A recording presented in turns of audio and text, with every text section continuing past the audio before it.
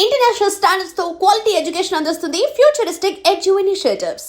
తెలంగాణలో బీసీలకు 42% రిజర్వేషన్లను ఖచ్చితంగా అమలు చేసి తీరాల్సిందే అంటూ సాయి ఈశ్వరాచారి ఆత్మ బలిదానం చేసుకున్నారు. ఎందువల్ల ఇలాంటి సంఘటన జరిగింది? లోపం ఎక్కడ కనిపిస్తోంది? నిజంగా చిత్తశుద్ధి ఎవరిలో లోపించింది? మనతో పాటుగా ఉన్నారు పొలిటికల్ అనలిస్ట్ వి ప్రకాష్ గారు. ప్రకాష్ గారు నమస్కారం అండి. సో సాయి ఈశ్వరాచారి మరణం అనేది తనంతట తానుగా ఆత్మ బలిదానం చేసుకున్నాడు. అందులో రిజర్వేషన్లని అమలు చేయడంలో నిర్లక్ష్యం కనిపిస్తోంది, చిత్తశుద్ధి లోపించింది అనే మాట తను చెప్తూ వస్తున్నారు. ఎక్కడ లోపం జరిగింది అనుకుంటున్నారు? నిజంగానే చిత్తశుద్ధి అనేది ఎవరిలో లోపించింది? ముందుగా ఎవరి మరణమైనా బాధాకరమేనమ్మా. ఒక అసహజ మరణం అనేది అది ఎవరిదైనా శత్రువుదైనా బాధాకరంగానే ఉంటుంది. బతుకుంటే కొట్లాడాలని ఉంటుంది. శత్రు మరణాన్ని కూడా మనం బాధ వ్యక్తం చేసిన సందర్భాలు చాలా ఉంటాయి. ఆయన అమాయకంగా ఒక అపరిపక్వతతోని తను దేనికోసం చనిపోతున్నాడో దాని పట్ల స్పష్టత లేకుండా ఈ రకంగా మరణించడం అనేది బాధాకరం. ఒక బీసీ బిడ్డ, ఒక తెలంగాణ బిడ్డ, ఇంకా 60-70 ఏళ్ళ వయసు ఉండంగానే తనను తను కాలబెట్టుకొని మరణించడం అనేది ఆయనకు నా నివాళులు. ఆయన కుటుంబానికి తప్పకుండా ఈ ప్రభుత్వం కానీ, బీసీ ఉద్యమ నేతలు కానీ, రాజకీయ పార్టీలు కానీ సహాయం చేయాల్సిన అవసరం ఉంది. ఎందుకంటే 3 చిన్నపిల్లలు, భార్య, వేరే ఆధారం లేదు. అతను డ్రైవింగ్ చేసుకొని బతుకుతుండేవాడు. అప్పులు కూడా బాగానే ఉండొచ్చు. ఎందుకంటే ఇల్లు కిరాయి కూడా కట్టలేని పరిస్థితుల్లో తీర్మానం మళ్ళీ ఒక 2 రోజుల ముందు రెంటు, బియ్యము ఇవన్నీ కూడా వాళ్ళ కుటుంబాన్ని పంపించాడు. అంటే సరే, లక్ష్యం అనేది బీసీ రిజర్వేషన్లు అమలు కావాలి నా చావుతో అని ఏదైతే ఆయన పెట్టుకున్నాడో ఆయనకు వాటి పట్ల అవగాహన లేదు. అంటే ఎట్లా అమలు అయితే ఏంది. అయితే అంతకంటే ముందు రోజు డిసెంబర్ 3 శ్రీకాంతాచారి వర్ధంతి. ఆ రోజు టీవీలలో ఆయన 2 రోజుల నుంచి ఎక్కడ పోలేదట, ఇంట్లో కూర్చొని టీవీ చూస్తూ ఉన్నాడు. ఆ శ్రీకాంతాచారికి పెద్దలు నివాళులు అర్పించడం, విగ్రహానికి దండలేయడం, ఆయన మరణం గురించి గొప్పగా చెప్పుకోవడం, ఇదంతా కూడా ఏంటంటే ఆయన కొంచెం ఉత్తేజాన్ని కలిగించింది ఆయనకు. శ్రీకాంతాచారి మరణంతో తెలంగాణ వచ్చింది, నా మరణంతో బీసీ రిజర్వేషన్లు అమలు కావాలని చెప్పి ఆయన ఒక నిర్ణయం తీసుకొని తీర్మాన్ మల్లన్న ఆఫీస్కి బోడుప్పల్కి బయలుదేరాడు. అక్కడ పోయిన తర్వాత మల్లన్న లేడు, చెప్పకుండానే వచ్చాడు. ఈయన మల్లన్న ఆయనతో ఒకసారి మాట్లాడినా అని చెప్పాడు. అంతకంటే ముందు వాళ్ళ ఆర్థిక సమస్యల మీద వాటి మీద కొంత సాయం చేసిండు కూడా. ఎప్పుడు కూడా ఆయన పర్సనల్గా చూడలేదు. సరే, మరి ఆ గ్రాటిట్యూడ్తోని థ్యాంక్స్ చెప్పి తన మనసులో ఉన్నది మల్లన్నతో చెప్పుకుందామని వచ్చాడు ఏమో. లేకపోయేసరికి ఆయన ఫోటోకు దండం పెట్టి బయటకు వచ్చి అంటు పెట్టుకొని చనిపోయాడు. చాలామంది ఉన్నారు ఆడ, ఆర్పడానికి ట్రై చేశారు, వాళ్ళకి తెలియదు ఎట్లా ఆర్పాలనో. జనం మధ్యలోనే మెయిన్ రోడ్ మీదనే అతను వరంగల్ హైవే అక్కడనే తనను తను కాలబెట్టుకున్నాడు. 97% ఇంజురీస్. మొట్టమొదటిసారి మీడియాలో ఇంకప్పటికి రాలేదు. నేను వేరే ఛానల్లో ఉన్నప్పుడు మల్లన్న ఫోన్ చేసి ఇట్లా జరిగింది, లైవ్లో ఉన్నావు కదా, కొద్దిగా చెప్పి దీన్ని బయటికి తీసుకురావాలంటే నేను యాంకర్తో మాట్లాడి చాట్ చేసి ఆ ఇష్యూ మీద ఫోకస్ చేశాం. మొన్న రాత్రి ఇది మల్లన్న కూడా లైన్లో తీసుకొని ఏం జరిగింది అనేది మొత్తం తెలియడం జరిగింది. అంటే ఇప్పుడు శ్రీకాంతాచారి చనిపోయిన తర్వాత ఎట్లయితే తెలంగాణలో ఆత్మహత్యల పరంపర కొనసాగిందో అట్లా ఇక్కడ జరగదు. ఎందుకంటే ఆనాడు రాజ్యాంగబద్ధంగా పరిష్కారం కావాల్సిన తెలంగాణ సమస్య రాజ్యాంగంలో ఆర్టికల్ 3 ప్రకారం పార్లమెంట్లో బిల్లు పెడితే అయిపోయేది. దానికి అంతకుముందే 36 పార్టీలను ఒప్పించాడు కేసీఆర్. చాలా బ్యాక్గ్రౌండ్ ఉంది. ఈ అబ్బాయికి తెలియదు శ్రీకాంతాచారి విగ్రహానికి దండలు వేస్తున్నారు అంటే ఆయన వల్లనే తెలంగాణ వచ్చింది అనుకున్నారు. ఆయన చెప్పిండట కూడా, శ్రీకాంతాచారి మృతితో తెలంగాణ వచ్చింది, ఈశ్వరాచారి మరణంతో బీసీ సమస్య పరిష్కారం కావాలని అదే నినాదాలు కూడా చేశారు. ఇదొక మూర్ఖపు ఆలోచన. ఆత్మహత్య చేసుకుంటే బీసీల సమస్య పరిష్కారం అవుతుంది అనడం ఇది ఒక వెర్రి ఆలోచన. ఎవరు కూడా దీన్ని గ్లోరిఫై చేయాల్సిన అవసరం లేదు, ప్రాధాన్యత ఇవ్వాల్సిన అవసరం కూడా లేదు. ఆయన పట్ల సానుభూతి ఉంది, ఆయన కుటుంబానికి సహాయం చేద్దాం.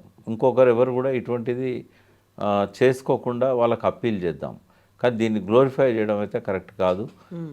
ఇవాళ ఆయన అంత్యక్రియలు జరుగుతాయి, దాంతో ఆ ఇష్యూని వదిలేయాలి మనం. ఇట్స్ అన్ యాక్సిడెంట్ అనుకోవాలి తప్ప మళ్ళీ మా తెలంగాణ సమాజం ఆత్మహత్యల పరంపరను భరించడానికి సిద్ధంగా లేదు. ఇక్కడ జరగవు కూడా. ఎందుకు జరగవని నేను అంటున్నా అంటే తెలంగాణ భావజాల వ్యాప్తి అనేది 50 ఏళ్ళుగా జరుగుతూ వచ్చింది. పోరాటాలు విఫలం కావచ్చు, 69 ఉద్యమం విఫలం కావచ్చు, బట్ కంటిన్యూగా ఒక భావజాల వ్యాప్తి అనేది జరుగుతూ వచ్చింది. జయశంకర్ గారు లాంటి వాళ్ళు, కేశవరావు జాదవ్, పాషం యాదగిరి, గద్దరు, గోరటెంకన్న, అందశ్రీ, జయరాజ్, వరంగల్ సీను, మిఠపల్లి సురేందరు, ఇట్లా ఎంతోమంది కవులు, కళాకారులు, ధూమ్ధాములు, ఆటపాటలు. కేసీఆర్ గారు రాకముందే దశాబ్దాలుగా జరుగుతున్న ఒక భావజాల వ్యాప్తి కొనసాగింపు. జగపతిరావు గారు కరీంనగర్లో పెట్టిన మీటింగ్స్ కావచ్చు, ఆయన రాసిన పుస్తకాలు కావచ్చు, అంతకంటే ముందు చొక్కారావు గారు ఉన్న టైంలోనే తెలంగాణకు జరిగిన అన్యాయాల మీద ఆయన చెప్పిన విషయాలు కావచ్చు. ఇట్లా అదంతా ఒక రికార్డెడ్ హిస్టరీ. ఇవాళ మనకు ఎంత అన్యాయం జరిగిందనడానికి లెక్కలు, పత్రాలు అన్నీ ఉన్నాయి. సో ఒక ఇన్స్పిరేషన్ ఇవ్వడానికి కవులు, కళాకారులు వచ్చారు. ఇవేవి బీసీ ఉద్యమానికి లేవు. ఇప్పుడు చాలా తక్కువ. ఆ తెలంగాణ ఉద్యమంతో పోల్చినట్టయితే భావజాల వ్యాప్తి కానీ, ఆ రకమైన ఆటపాట కానీ, ఆ రకమైన నాయకత్వం కానీ 10% కూడా ఇంకా సిద్ధం కాలేదు. ఈ ప్రయాణం ఇప్పుడే మొదలైంది. ఇంకా చాలా దూరం పోవాల్సిన అవసరం ఉంది. ఉదాహరణకు హైదరాబాద్ నుంచి ఢిల్లీ పోవాలనుకున్నప్పుడు చెర్లపల్లి కూడా దాటలేదు ఇంకా ఈ బీసీ ఉద్యమం. ఎన్నడు పోవాలి ఢిల్లీకి? ఎన్నడు పరిష్కారం కావాలి? ఇది రాజ్యాంగబద్ధమైన సమస్య అయినా కూడా రాజ్యాంగంలో రాసిపెట్టి లేదు. బీసీలకు ఇంత పర్సంటేజ్ ఇవ్వాలని రాయించుకోవాల్సిన అవసరం ఉన్నది. అక్కడేమో ఆర్టికల్ 3 ఉన్నది, అంబేద్కర్ పెట్టింది. దాని ప్రకారమే కల్పినలు, దాని ప్రకారమే విడగొట్టడానికి అవకాశం ఉంది. ఇక్కడ బీసీలకు ఇంత రిజర్వేషన్ ఇవ్వాలని, ఇవ్వద్దని రాజ్యాంగంలో లేదు. ఓన్లీ ఇందిరా సాహ్ని కేసులో వచ్చిన తీర్పు, కృష్ణమూర్తి కేసులో వచ్చిన తీర్పు, ఇంకా కొన్ని కోర్టు కేసులలో వచ్చిన తీర్పుల ఆధారంగా 50% రెస్ట్రిక్ట్ చేశారు. ఇదేమన్నా బోడుపల్లు సూసైడ్ చేసుకుంటే రేవంత్ రెడ్డి ఇచ్చే కానుక కాదు కదా ఇది. రేవంత్ రెడ్డిని ఎందుకు క్రిటిసైజ్ చేస్తున్నాం? ఆయన చేతుల్లో లేదు ఇది. బట్ ఆయన ప్రాపర్ పద్ధతిలో తెలంగాణ ప్రజల మనోభావాలను, ఆకాంక్షలను కేంద్రానికి నివేదించేలాగా కొట్లాడాలి. ఎందుకంటే మీరు మాట ఇచ్చారు, 42% ఇస్తామని మాట ఇచ్చారు కాబట్టి అదైనా నిలబెట్టుకోవాలని చెప్పి ఒత్తిడి చేస్తున్నాం. రేవంత్ రెడ్డి జేబులోకి వెళ్ళి ఇచ్చేది కాదు కదా. అసెంబ్లీలో తీర్మానం చేశారు, ఏకగ్రీవంగా తీర్మానం చేశారు, వచ్చిందా? కాబట్టి కొట్లాడాల్సింది ఢిల్లీలో, ఇవ్వాల్సింది, బిల్లు పెట్టాల్సింది నరేంద్ర మోడీ గారు. ఏం తెలియకుండానే బోడుపల్లో ఇంత పెట్రోల్ పోసుకొని కాలిపోతే పరిష్కారం అవుతుందా? అందుకే నేను ఇది మూర్ఖపు ఆలోచన, ఇది వెర్రి ఆలోచన. ఆ బిడ్డ మీద నాకు సానుభూతి ఉంది, ఈశ్వరాచార్య మీద సానుభూతి ఉంది. ఒక అమాయకత్వంతోనో, ఒక అపరిపక్వతతోనో, ఒక వెర్రి ఆలోచనతో చనిపోయాడు అని చెప్పి స్పష్టంగా చెప్పదలుచుకున్నాను నేను. ఇంకా ముందు ఇట్లా ఎవరైనా ఆలోచిస్తే వాళ్ళకు నివాళులు కూడా నేను చెప్పాను. ఎందుకంటే మూర్ఖపు ఆలోచనలతో చచ్చే వాళ్ళను సానుభూతి చెప్తామే తప్ప నివాళులు చెప్పాల్సిన అవసరం లేదు. కాబట్టి ఇది ఒక కాషన్ ఉండాలి. ఏ బీసీ బిడ్డ కూడా బీసీ సమస్యల పరిష్కారం కోసం ఆత్మహత్యలు కాదు కదా, ఒక నెత్తురు చుక్క కూడా రాల్చాల్సిన అవసరం లేదు. ఇవాళ ప్రజలు సిద్ధంగా ఉన్నారు, బీసీలలో కదలిక ఉంది. రాజకీయ పార్టీలు ఇవాళ బీసీలను కాదని పోయే పరిస్థితిలో లేదు. మనకు కావాల్సింది ఏంటంటే ఇవాళ భావజాల వ్యాప్తి కావాలి, ఉద్యమాన్ని ఉరికెత్తించే పాటలు కావాలి, ఆటలు కావాలి, ప్రసంగాలు కావాలి, మాట్లాడగలిగే నాయకులు కావాలి, మేధావులు కావాలి, విద్యావంతుల వేదికలు కావాలి. ఒక ఏదీ లేకుండా ఒక హైకోర్టు కానీ, ఏ కోర్టు కానీ ఒక జడ్జిమెంట్ కూడా ఇవ్వవు. ఏళ్ళకేళ్ళు వాయిదాలు వేస్తూ ఉంటాయి. ప్రజల లోపల ఒక అలజడి, ఆందోళన ఉంటే కోర్టులు కూడా స్పందిస్తాయి. వాళ్ళకున్న డిస్క్రిప్షన్ ఉపయోగించుకొని తొందరగా నిర్ణయాలు తీసుకోవాలని అనుకుంటాయి. లేకుంటే ఏళ్ళకేళ్ళు ఎలక్షన్స్ అయితేనే ఉంటాయి, ఏళ్ళకేళ్ళు గడుస్తూనే ఉంటుంది. కాబట్టి ఈ అనాలోచితంగా ఏ రకమైన దానికి సంబంధించిన విషయాల పట్ల అవగాహన లేకుండా ఇట్లా చావులు అనేటివి వృధా అవుతాయి, నిష్ఫలమవుతాయి. వాటి వల్ల ఎటువంటి ప్రయోజనం కూడా ఈ సమాజానికి ఉండదు, ఆ కుటుంబానికి ఉండదు, ఈ ప్రభుత్వాలు కూడా దాన్ని పట్టించుకోవు. ఇప్పుడు తెలంగాణ ఉద్యమం కూడా దశాబ్దాల తరబడి జరిగింది. బీసీ ఉద్యమం అలాగే ఒక వివక్ష అనేది ఉంది, లేకపోతే వెనకబాటుతనం అనేది ఉంది అనేది ఇది కూడా దశాబ్దాల తరబడి అవుతుంది. ఎలాగైతే తెలంగాణ అనేది రాజ్యాంగానికి ముడిపడి ఉందో బీసీ ఉద్యమం కూడా అలాగే ఉంది, బీసీలకు సంబంధించి రిజర్వేషన్లది కూడా. బట్ అక్కడ వచ్చినటువంటి భావ వ్యాప్త అనేది ఇక్కడ ఎందుకు జరగలేదు? అందులోనూ అప్పుడప్పుడు అడపాదడపా కనిపిస్తున్నాయి తప్ప ఒక సమిష్టిగా సంఘటితంగా రాలేదు అంటే లోపం ఎవరిలో ఉందంటారు? అంటే బీసీలలో తెలంగాణ వాదం మీద అదొక ప్రాంతీయ సమస్య. అది వందల వేల మంది ఆత్మహత్యల సమస్య, ఆకలి చావుల సమస్య, వలసల సమస్య, ఈ మట్టితో ముడిపడి ఉన్న సమస్య. అది బీసీలది అనేది ఏంటంటే కులాల వారీగా ప్రజలు చీలిపోయిన చరిత్ర.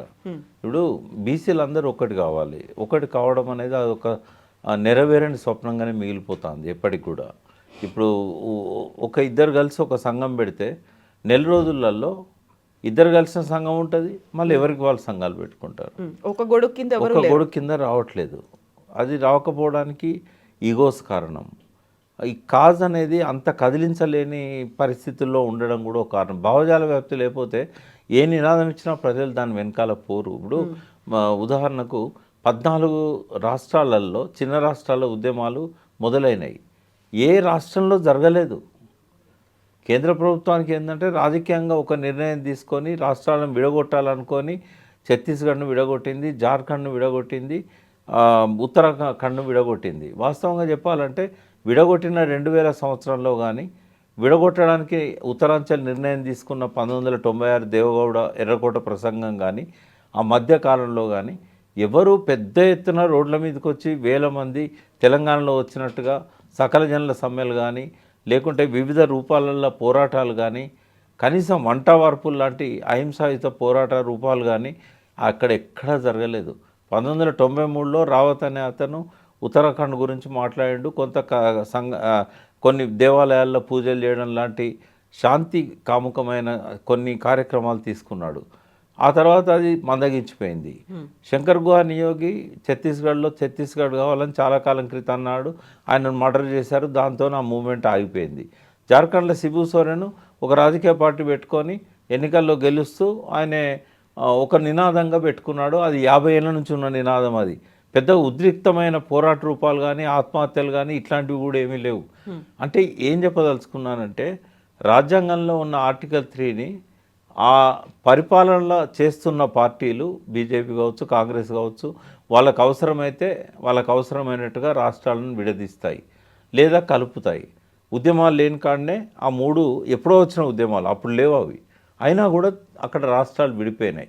తెలంగాణలో అప్పటికే కన్సిడరబుల్ సంఖ్యలో మీటింగులు జరుగుతున్నాయి. మాలాంటి వాళ్ళం మహాసభ, జనసభ ఇట్లాంటి ఐక్య వేదికలు పెట్టుకొని పనిచేస్తూ ఉన్నాం. అయినా కూడా విద్యాసాగరరావు గారు స్వయంగా తెలంగాణ హోంశాఖ సహాయ మంత్రి, ఆయన తెలంగాణ కాదు భారతదేశానికి హోంశాఖ సహాయ మంత్రి తెలంగాణ నుంచి ఉన్నాడు. ఆయన రిక్వెస్ట్ చేసినా కూడా బిల్లు పెట్టేట ఆయన రిక్వెస్ట్ చేసినా కూడా తెలంగాణలో పెట్టలేదు.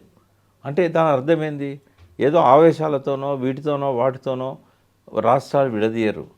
నేను మళ్ళీ చెప్తున్నా, ఈశ్వరాచారి మరణం పట్ల బాధ వ్యక్తం చేసే బిడ్డలకి శ్రీకాంతాచారి మరణం వల్ల తెలంగాణ రాలేదనేది గుర్తుపెట్టుకోండి. శ్రీకాంతాచారి మరణమే కాదు, శ్రీకాంతాచారి తర్వాత 1200 మంది మరణించినా కూడా తెలంగాణ రాలేదు. అంతకంటే చాలా ముందు నుంచే దానికోసం ఒక ప్రయత్నం జరిగింది. ఒక రాజకీయ పార్టీ వచ్చింది, 50 ఏళ్ళ భావజాల వ్యాప్తి జరిగింది, పాటలు వచ్చాయి, ధూమ్ధాంలు వచ్చాయి. 2002లో కామారెడ్డిలో ధూమ్ధాం జరిగింది, 2014లో తెలంగాణ వచ్చింది, 2009లో శ్రీకాంతాచారి మరణిస్తే 2014 5 సంవత్సరాలు పట్టింది. ఏ ఒక్కరి ఆత్మహత్యతోనో తెలంగాణ రాలేదు.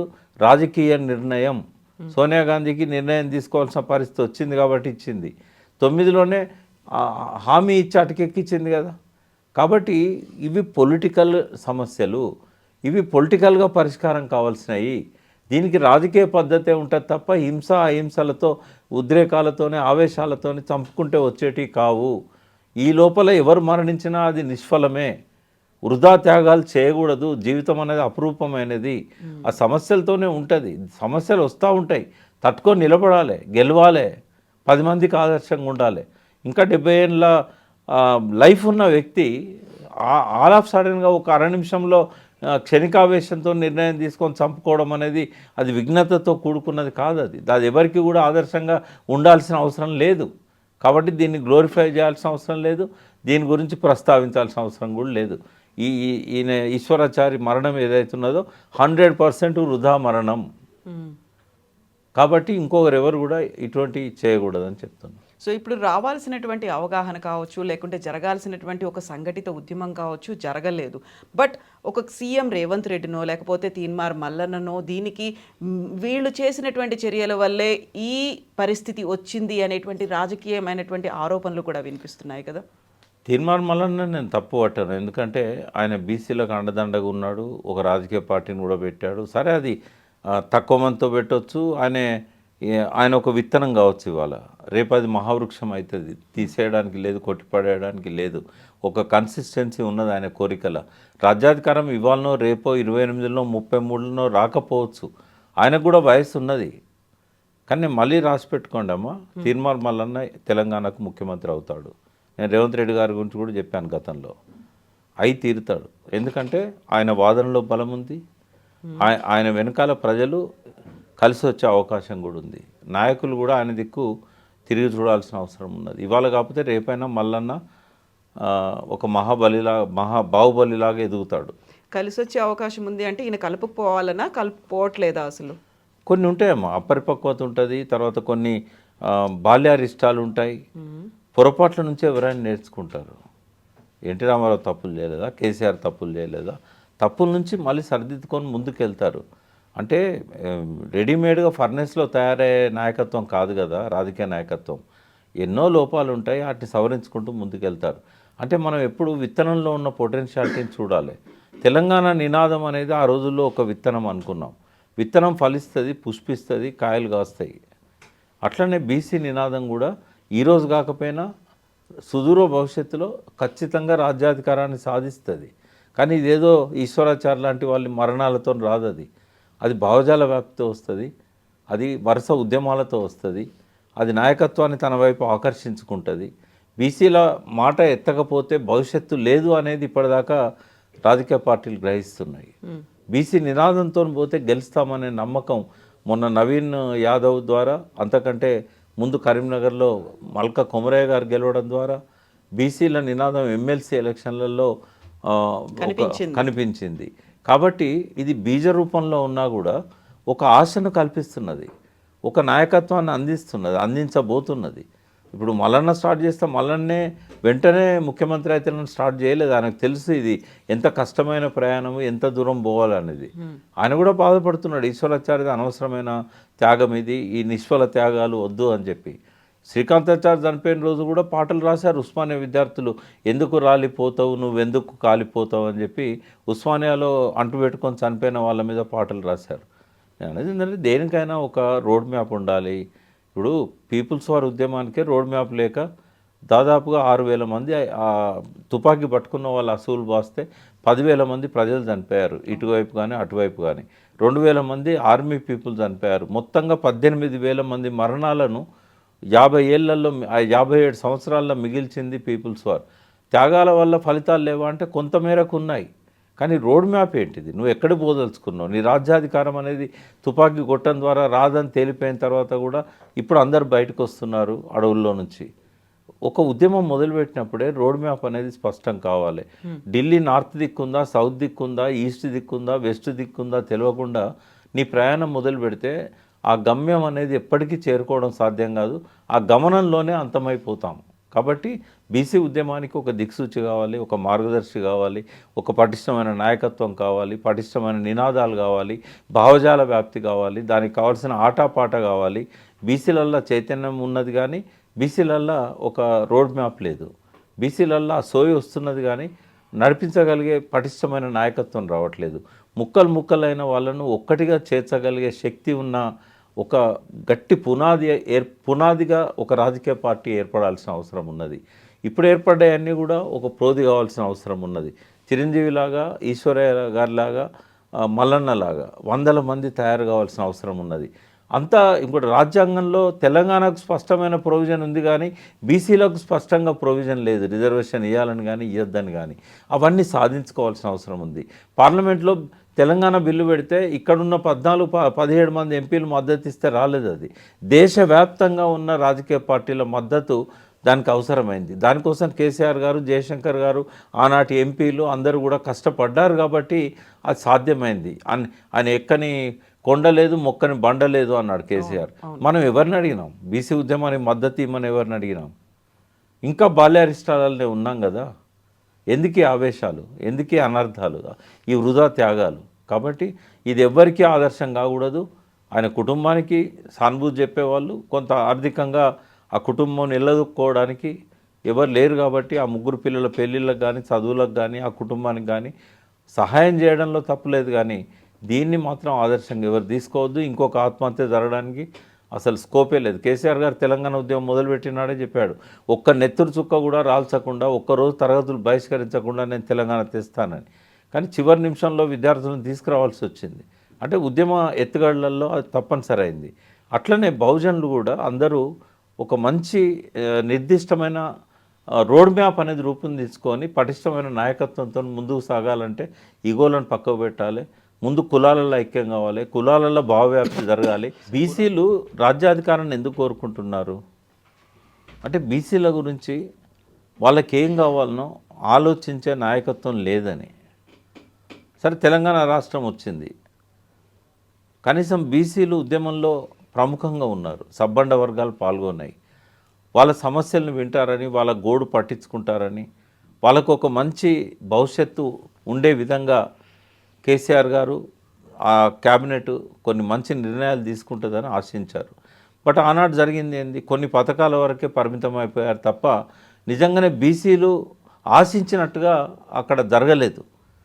భవిష్యత్తులో తమ తప్పులను తెలుసుకొని మాలాంటి వాళ్ళతోని సంప్రదించి ఒక మంచి విజన్ను రూపొందించుకొని చేస్తుందనే ఒక నమ్మకం నాకున్నది. కేసీఆర్ గారు ప్రేమ ఉంది కేసీఆర్ గారికి బీసీల గురించి. కానీ ఆయనకున్న అనేక రకాల ఇబ్బందుల వల్ల, ఆర్థిక ఇబ్బందుల వల్ల కావచ్చు, ప్రాధాన్యతల వల్ల కావచ్చు, ముందు ఆత్మహత్యలు చేసుకునే వాళ్ళని బతికించాలనే దానివల్ల కావచ్చు, కొన్ని చేయలేకపోయారు. కొన్నిటికి ఆయనకు సమయం కానీ పరిస్థితులు కానీ అనుకూలించలేదు.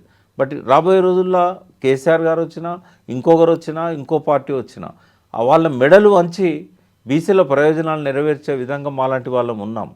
కాబట్టి ఎవ్వరూ కూడా ఈ ఈశ్వరాచార్యలాగా ఆలోచించవద్దు, తమను తాము అంటుపెట్టుకోవద్దు, ఏ రకంగా కూడా ఆత్మహత్యలో పాల్పడద్దు. పేదరికం ఉంది, కొట్లాడాలి, మనం మంచి భవిష్యత్తు కోసం కష్టపడాలి, ఒక్క పూట తినైనా బతకగలగాలి, మనల్ని నమ్ముకున్న వాళ్ళకి ఇంత తిండి పెట్టగలగాలి. ఇలా వాళ్ళ పరిస్థితి ఏంది, ముందు ఇంట గెలిచి రచ్చగలమన్నారు. నీ ఇల్లు నువ్వు చక్కదిద్దుకో, నువ్వు లేని లోటు ఆ కుటుంబానికి ఉన్నంతకాలం నువ్వు ఎటువంటి ఆలోచనలు చేయకూడదు. నువ్వు ముందు జవాబుదారీ, నువ్వు కన్న ముగ్గురు పిల్లలకు, నిన్ను కట్టుకున్న నీ భార్యకు, వీళ్ళందరినీ పక్కకు పెట్టేసి సమాజం అని నీకు ఎవరిచ్చారు ఆ బాధ్యత? ఏ సమాజం ఇచ్చింది నీకు? నీ చావుతో తెలంగాణ మన బీసీల సమస్య పరిష్కారం అయిద్దని ఏ బీసీ నాయకుడు అన్న చెప్పిండా? అట్లా చెప్తే మేమందరం ఉన్నాం రెడీగా. మరణాలతోనే బీసీల సమస్య పరిష్కారం అయితే 60 దాటిన వాళ్ళని చాలామంది ఉన్నాం. ఆర్ కృష్ణ ఉన్నాడు, మేమున్నాం. ఎందుకు చావాలి 30 ఏళ్ళ పిల్లలు, 20 ఏళ్ళ పిల్లలు? కాబట్టి చాలా విషాదకరం. ఇది మార్గదర్శకం కాకూడదు. ఇంకా గ్లోరిఫై చేయడం ఆపండి. ఆ పిల్లవాడి పట్ల సానుభూతి ఉంటే కుటుంబానికి సాయం చేయండి. అంతేగాని ఈ రోజుతో ఈ ప్రచారం ఆగిపోవాలి. ఆయన శ్రీకాంతాచార్యలాగా ఇది పదే పదే రిపీట్ అయ్యి ఆయన మీద పాటలు రాసి, ఆయన మీద కాదు పాటలు రాయాల్సింది, ఇవాళ బీసీల సమస్యల మీద రాయాలి. కాబట్టి ఆ దిశగా బీసీల ఉద్యమం జరగాలని చెప్పి మీడియాకు కూడా నేను రిక్వెస్ట్ చేస్తున్నా. ఇంకా ఈ ఇష్యూని ఇవాళతో ఆపేసేయండి. ఆయన మరణ వార్త కానీ, ఆయన అంత్యక్రియల విజువల్స్ కానీ ఈ ఒక్క రోజుతో ఆగిపోవాలి. నేను అన్ని పార్టీల నాయకులు కూడా విజ్ఞప్తి చేస్తున్నా. సరే పోయినలు దండేసిన్లు, ఆయన మరణాన్ని స్ఫూర్తిగా తీసుకొని మీరు ముందుకు పోవాలి తప్ప పదే పదే ఆయన మరణాన్ని గుర్తు చేస్తూ మరెందరో చావులకు కారణం కాకూడదని చెప్పి అన్ని రాజకీయ పార్టీల బీసీ నాయకులకు కూడా నేను విజ్ఞప్తి చేస్తున్నాను.